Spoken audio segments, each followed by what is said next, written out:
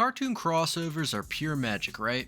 They bring together characters we love from different shows, throwing them into wild, new adventures. Sometimes you see them coming a mile away, think big superhero team-ups. But then there are those unexpected ones that just pop up, leaving you totally thrilled. Let's dive into some of the coolest, most surprising cartoon crossovers and figure out why they keep us so hooked. Wow, you work at a nuclear power plant? What's that?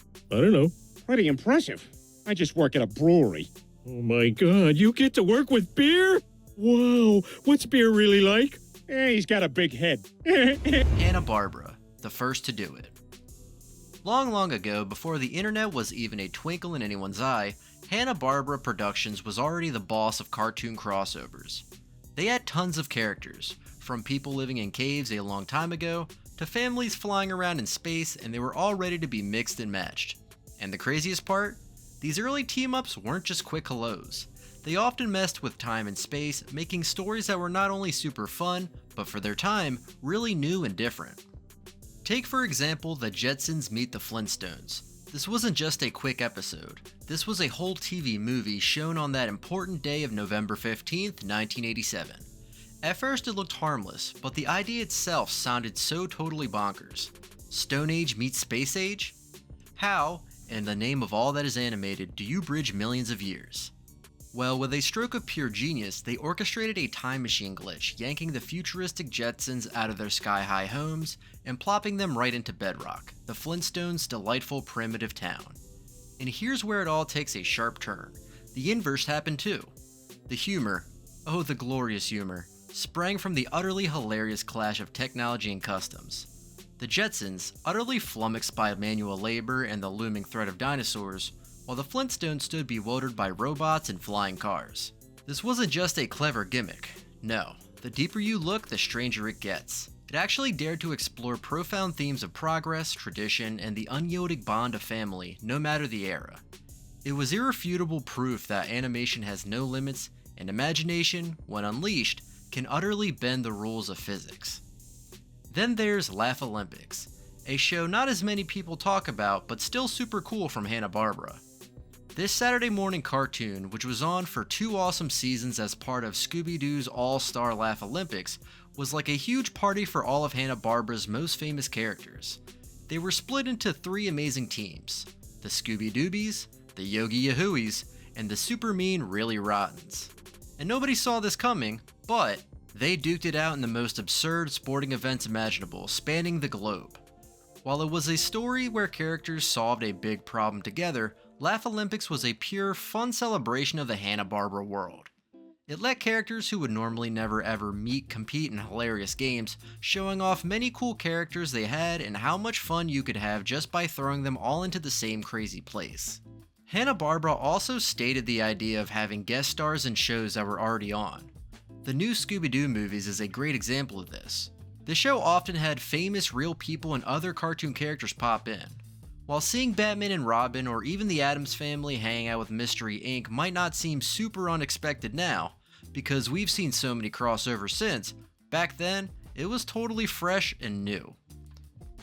When TV channels teamed up, Cartoon All-Stars to the rescue. And then something totally unexpected happened. One of the most surprising and important cartoon team-ups wasn't made just for fun, but to send a really serious message. Cartoon All-Stars to the Rescue, a special half-hour cartoon, first came out on that important day of April 21st, 1990. What people miss is this key detail. What made it so utterly unexpected was its audacious feat of bringing together popular cartoon characters from different animation studios and rival networks, an accomplishment that, today, would be an almost insurmountable bureaucratic nightmare of licensing and ownership headaches. This truly unique event boasted an absolutely jaw-dropping lineup.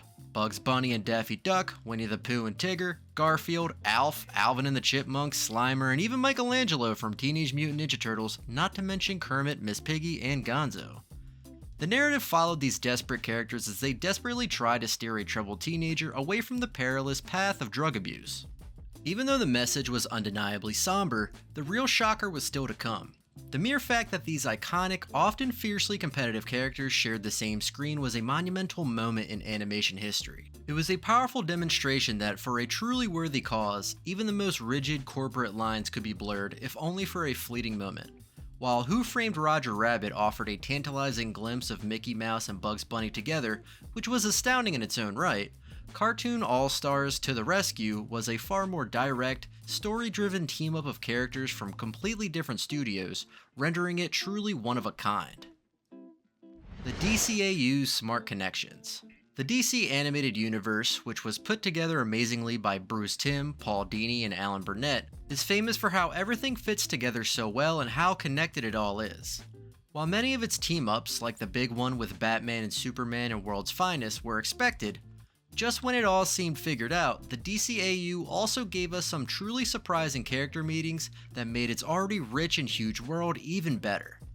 One truly unexpected pairing emerged from Static Shock, a series that was initially conceived as a separate entity, not overtly part of the core DCAU, but the episode The Big Leagues executed a masterful, almost imperceptible integration, bringing Static into the fold as he teamed up with none other than the Dark Knight himself, Batman.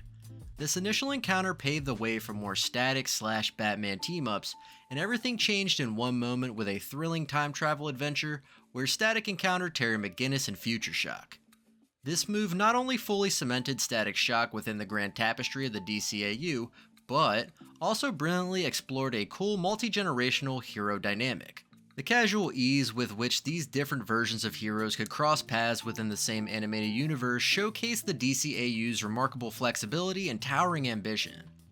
Beyond the main DCAU, comic book crossovers often become super awesome animated movies. Take the Batman vs. Teenage Mutant Ninja Turtles animated movie for example. It came out straight to video on March 31st, 2019, and showed Batman, Robin, and Batgirl getting mysteriously sent to the Turtles' lively New York City to chase bad guys from Arkham Asylum who had, against all odds, teamed up with the evil Shredder.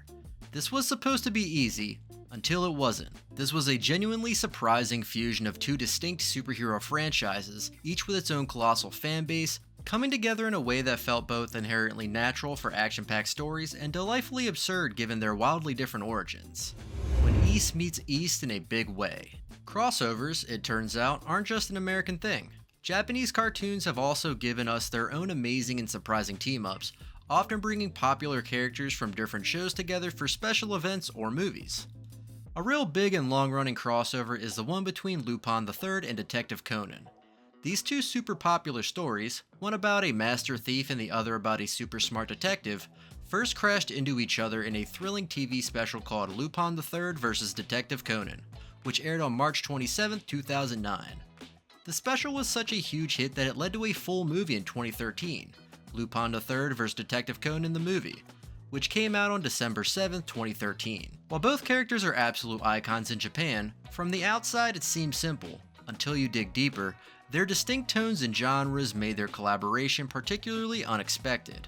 Lupin's playful, audacious thievery and Conan's meticulous, razor-sharp crime-solving created a truly unique dynamic, forcing them to reluctantly work together despite being on diametrically opposite sides of the law. This crossover powerfully showcased how even opposing character types could find compelling common ground for a truly entertaining story. Another huge Japanese cartoon crossover was the Dream 9 Toriko and One Piece and Dragon Ball Z Super Collaboration Special. This hour-long TV special aired on April 7, 2013.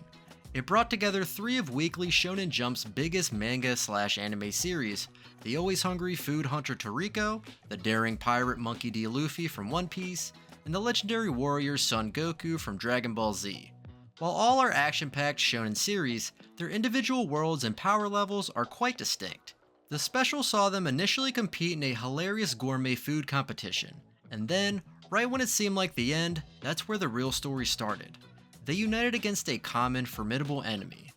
The sheer star power of these three franchises collaborating was an unprecedented event for anime fans worldwide, unequivocally demonstrating the immense power of a shared cultural space even when individual canons remain respectfully separate. And here's where everything flips upside down. It proved that when it comes to animation, the only limit is imagination itself. Cartoon worlds smashing together, bending time, crossing different studios, and even saving lives. Don't forget to like, subscribe, and share this if it blew your mind. But let us leave you with one wild question.